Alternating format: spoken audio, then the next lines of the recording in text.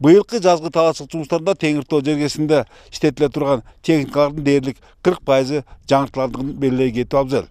Бирок ошол учурда жарым кылымдан бери жаңыртылмаган мына моундай эскилер дагы ишке жарамакчы.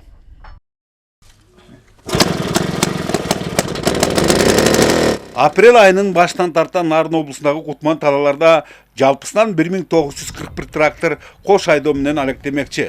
Эгер буга чейин айрым айылдар коңшулардын техникаларына көз каранды болуп келсе, эми мындай муктаждыктар жок. Демек, айдап себүүнү өз мөөнөтүнө бүткөрүүгө толук мүмкүнчүлүктөрү бар.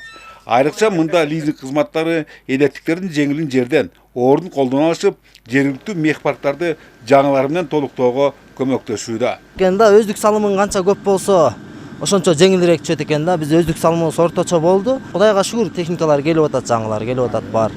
Жок эмес. Эми сага ошо лизинг алат элекендер барбы айылда? Көп бар. Көп эле киши пландап атат.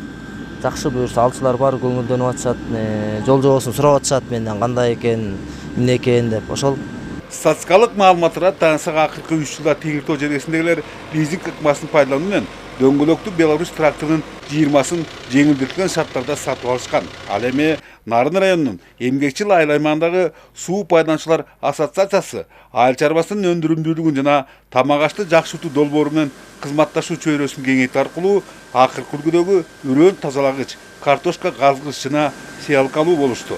Гранттык негизде берилген бул техникалардын жалпы суммасы 7 миллион сомду чамалайт. Элдин бир далай жумушу жеңилдеди.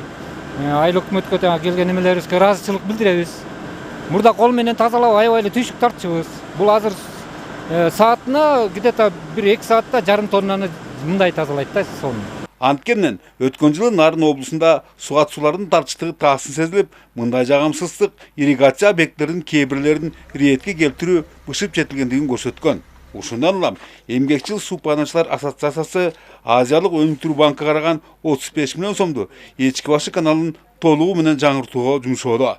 Эгер курулуш иштери алдын ала болжолдонгондой жайларына чейин аякталса, дароо Онарча жана эмгекчил айыл аймактарында сугат боюнча эч маселе болбойт.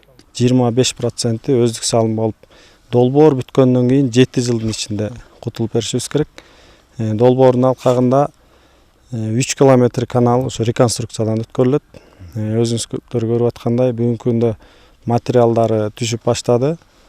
Апрель айында курулуш жумуштары башталат бу жерде. Маанилүү өнөктүк алдында мына ушундай көрүнүш өкүл сүргөн Теңир Тоо аймагында уштап да күйүүчү майларга баалар көкөлөп, кандайдыр бир деңгээлде өнөктүктүн өз убагында жыйынтыклашына кедергисин тийгизбей койбос. Бир жагынан азык-түлүк наркы да дыйкан чөнтөгүнө сезилерлик сокку урууда. Бөлөкбай Шеримбек, Нурбек Рахманов, ЛТР, Нарын району.